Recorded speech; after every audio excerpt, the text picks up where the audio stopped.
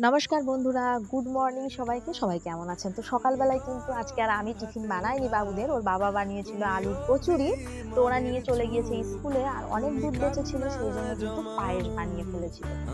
তো পায়েস আমি এখানে ঠান্ডা করতে দিয়ে দিয়েছি। তারপরে আমরা চা খেয়ে নিলাম। চা খাওয়ার পরে আমি দোকানে চলে গিয়েছিলাম। দোকানে কাস্টমার এসেছিল। কাস্টমারকে দেখিয়ে তারপরে কিন্তু ঘর গোছাচ্ছি। তো এভাবেই কিন্তু কাস্টমার আসলে প্রচুর কাপড় খোলার পরে যে কাপড়গুলো পড়ে থাকে এইগুলো গোছানো সবথেকে কিন্তু কষ্ট লাগে আমার।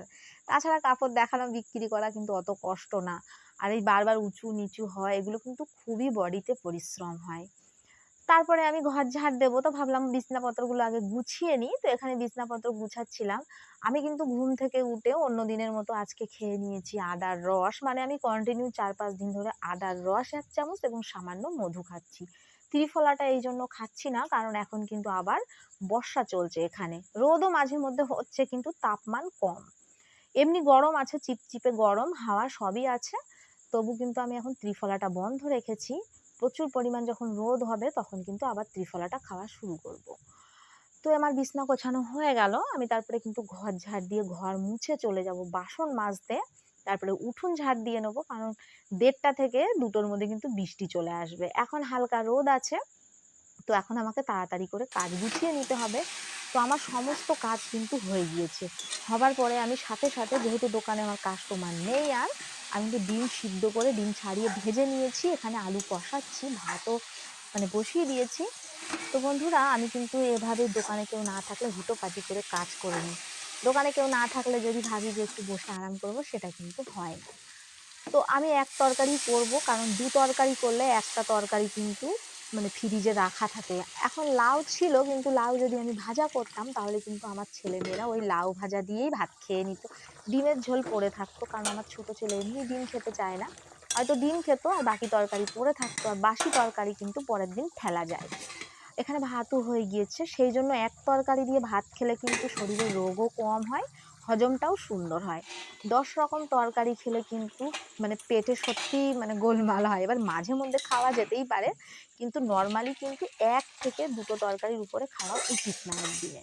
আমার মতে যেটা বলে, মানে আমি যেটা ফলো করি আমি সেটাই বললাম। বাকি যার যেরকম মন চায় খাওয়ার সে সেরকম খাবে। তো রান্না করতে, করতেই ছুটে চলে এসেছিলাম দোকানে।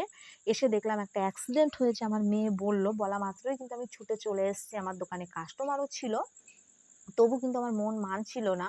আমার বুকের মধ্যে ফেটে যাচ্ছিল। ওখানে অনেক লোক দাঁড়িয়ে ছিল। আমি শুধু ভাবছি কেন ওই ছেলেটাকে সবাই তুলে ধরছে না। তারপরে আমি ওর বাবাকে বললাম যে, "কমসে কম তুমিই তুলে ধরো।" কিন্তু ও বলল যে ওই ছেলেটার নাকি পায়ে লেগেছে। সে মানে কোনোভাবেই পা নড়াতে পারবে না। তারপরে পুলিশ ছিল। পুলিশরা কিন্তু এই যে ১০৮ নাম্বারে কল করে গাড়ি রেখেছে। এখন একে হসপিটালে তুলে নিয়ে যাবে। তবে খুবই মায়া করছে আমার। ২ চোখ ভরে আমার অঝরে জল আসছিল। কারণ ছেলেটাকে দেখে আমার কিন্তু দাদার কথা মনে পড়ে গিয়েছিল, যে আমার দাদারও ঠিক এই একই অবস্থা হয়েছিল।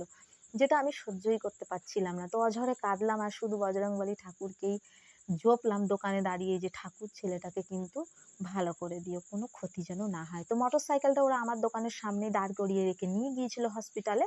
পরে কিন্তু আমি শুনলাম ছেলেটা ভালো আছে। মানে এই যে সন্ধ্যাবেলায়, সন্ধ্যার আগেই শুনলাম ছেলেটা মোটামুটি ভালো আছে। ওকে রেফার করেছে। ওর পায়ে আঘাত লেগেছে হাড়ে।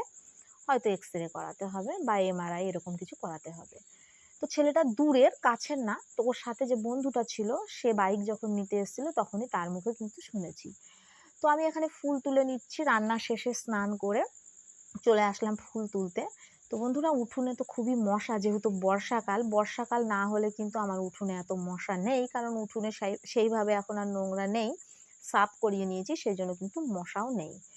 যেহেতু বৃষ্টি হচ্ছে তো মশা, এখন কুচো মশা প্রচন্ড হয়েছে। আমি ধোঁয়া জ্বালিয়েই কিন্তু এভাবে ১ম থেকেই ধোঁয়া জ্বালিয়েই কাজ করতাম। এখনো ফুল তুলতে গেলে ধোঁয়া জ্বালিয়ে নিই। কারণ ৮টা ১০টা মশা যদি খেয়ে নেয় তাহলে কিন্তু টাইফয়েড, ম্যালেরিয়া হবেই।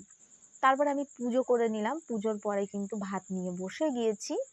তো ভাত খাওয়ার পরে আমি আপনাদের দেখিয়ে দেবো যে আমি কি পরেছিলাম আজকে। তো এই যে শাড়ি পরেছিলাম, নরমাল একটা সুতির শাড়ি। তো এভাবে অনেক শাড়ি আলমারিতে তুলা রাখা আছে, পরাই হয় না। ব্লাউজ পরেছিলাম, এটা মাত্র ৳১০০ দাম। এটাও কিন্তু আমি হাটবাজার থেকে কিনে নিয়ে এসেছিলাম। তো এভাবে কত জিনিস তোলা রয়েছে, পরাই হয় না। আর এখন নিজের দোকান করার পরে তো অন্যান্য নতুন জিনিসই নেওয়া হয় বেশিরভাগ। তো এগুলো কিন্তু পরেই থাকে। তবু মন চাইলো তো আজকে এটাই পরলাম। তো আমি দোকানের কিছু কাপড় দেখাবো আমার। এই দোকানের এই ড্রেসগুলো কিন্তু বিক্রি হয়নি, বেশ অনেক দিন হয়ে গিয়েছে, প্রায় 1 বছর আগে এগুলো আনা ছিল। তো 2-3টে বিক্রি হয়ে গেছে, এক এক বান্ডিলে 4টে থাকে, আবার এক একটা কিন্তু বিক্রি হয় না। তো এটা বহুদিন ধরেই পড়ে আছে, মানে 1 বছর ধরে পড়ে আছে।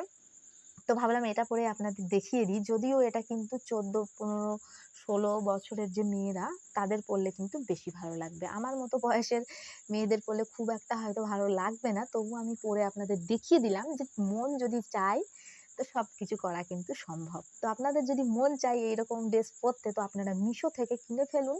খুবই সস্তায় কিন্তু পেয়ে যাবেন। এগুলোর বেশি দাম না। এর সাথে কিন্তু ওড়না এবং লেগিংস আছে। এটা উপর দিয়ে একটা নেট দিয়ে বাঁধা, মানে যে গাউন টাইপের হয়, আপনারা গাউন লিখে, নেটের গাউন লিখে সার্চ করলেই ভরি ভরি ড্রেস কিন্তু এরকম চলে আসবে, তো কিনে নেবেন। এটা আরেকটা, এটাও কিন্তু প্রায় 1 থেকে 1.5 বছর দোকানে পড়ে আছে, দুটো বিক্রি হয়েছে, দুটো কিন্তু পড়ে আছে, একটা পিঙ্ক কালার আর এই পিচ কালার।